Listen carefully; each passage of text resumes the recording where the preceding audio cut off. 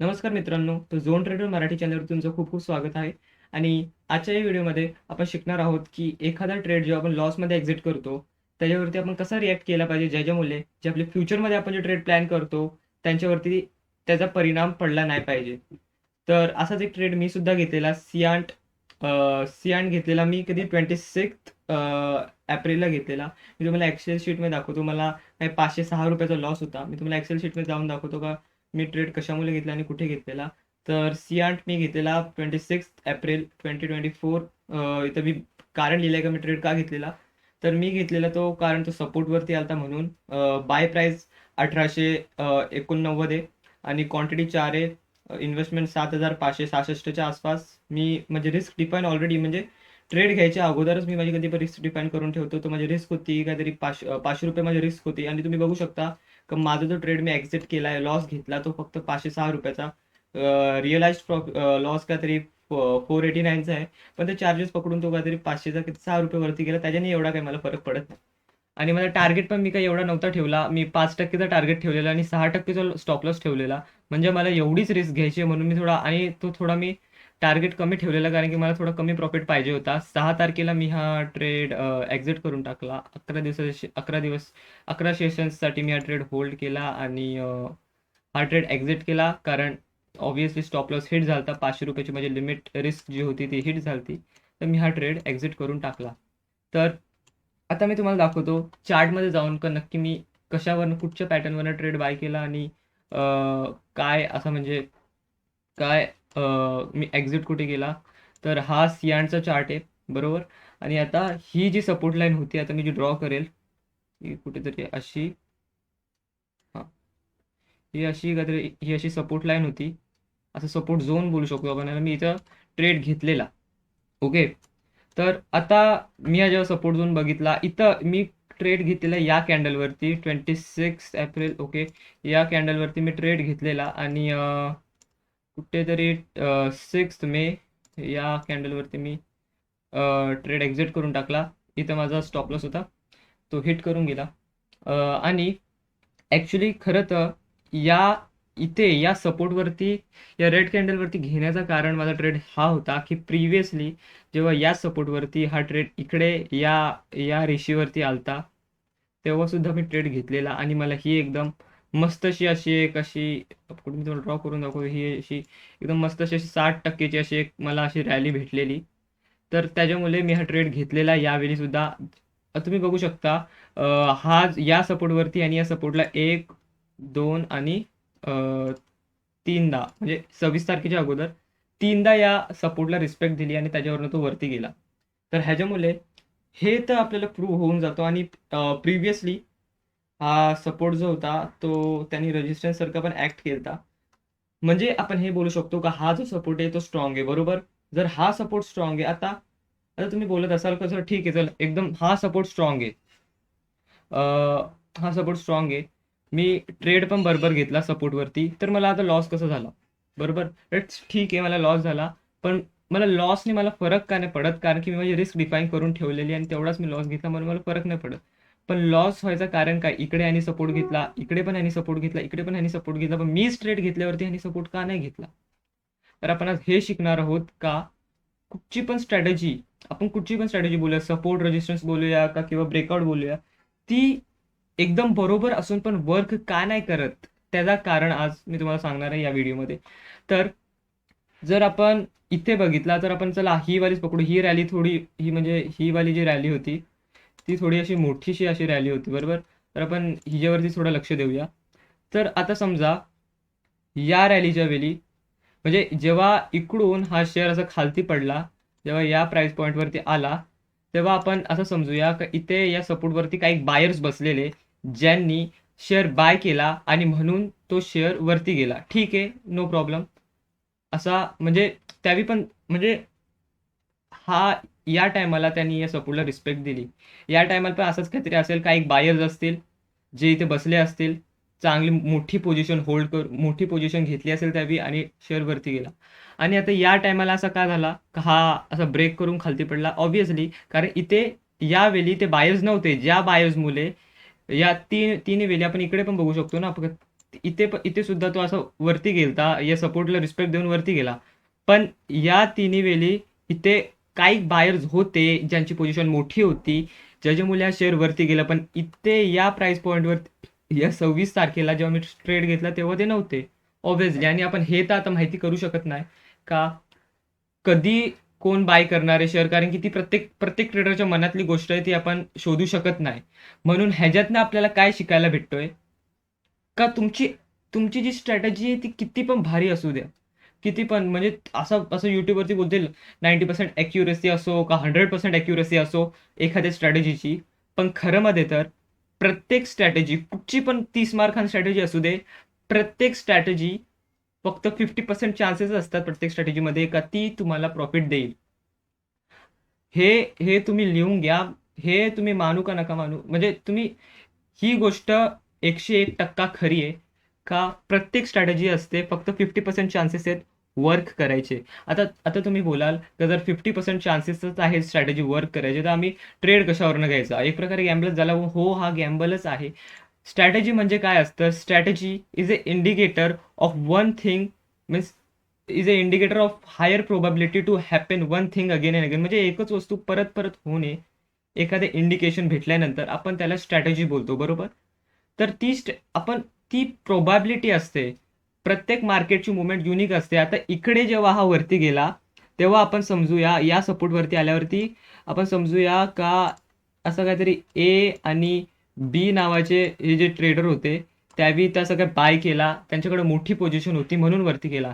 आणि आता इथे हा नाही चालला, आपण असं बोलू शकतो का हे जे ए आणि बी वाले जे ट्रेडर्स होते, जे ज्यांच्याकडे मोठी पोझिशन आहे, त्यावेळी यावेळी ट्रेड बाय नाही केला म्हणून हा ट्रेड नाही वरती गेला, आपण असं बोलू शकतो. म्हणून आपल्याला एक वस्तू दरवेळी लक्षात ठेवायची आहे ट्रेड घेताना आणि ट्रेड एक्झिट करताना सुद्धा, का आता समजा मी आता हा 26 तारखेला इथं कुठेतरी, इकडे मी हा 26 तारखेला ट्रेड घेतला, बरोबर. या कॅन्डलवरती, या रेड कॅन्डलवरती मी हा ट्रेड घेतला. तर आता मी इथं स्वतःला काय बोलायला पाहिजे का आता मी हा ट्रेड घेतलाय, ही जी सपोर्ट लाईन आहे ती परफेक्ट आहे. एकदा या सपोर्टनी हा प्रिव्हियसली हा सपोर्ट रेजिस्टंट होता, आता त्यांनी प्रिव्हियसली 3दा प्राइस त्याला सपोर्ट सारखी रिस्पेक्ट दिलेली आहे.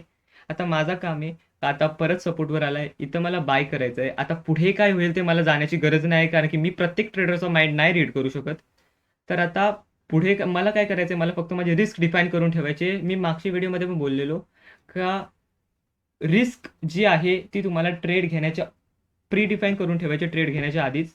आणि ती रिस्क अशी असली पाहिजे का जी म्हणजे ती जी अमाऊंट आहे तिच्याने तुम्हाला जसं फरक पण नाही पडला पाहिजे ती गेल्यावरती. आणि त्या रिस्कच्या हिशोबानेच तुम्हाला तुमची जी पोझिशन आहे ती साईज करायची आहे, तुम्हाला तुमचा एसएल ठेवायचा आणि तुम्हाला तुमचं टार्गेट तुम्ही तुमच्या स्ट्रॅटेजीच्या अनुसार ठेवू शकता. तुम्ही इथं बघितलं असेल एक्सेल शीटमध्ये का माझी जी रिस्क होती, इथे इथे बाय प्राइस आहे, स्टॉप लॉस एसएल, हां इकडे इकडे ही बघ, माझी जी रिस्क, माझा जो टार्गेट होता तो 5%चा होता आणि ची जी माझी रिस्क होती 6%ची होती.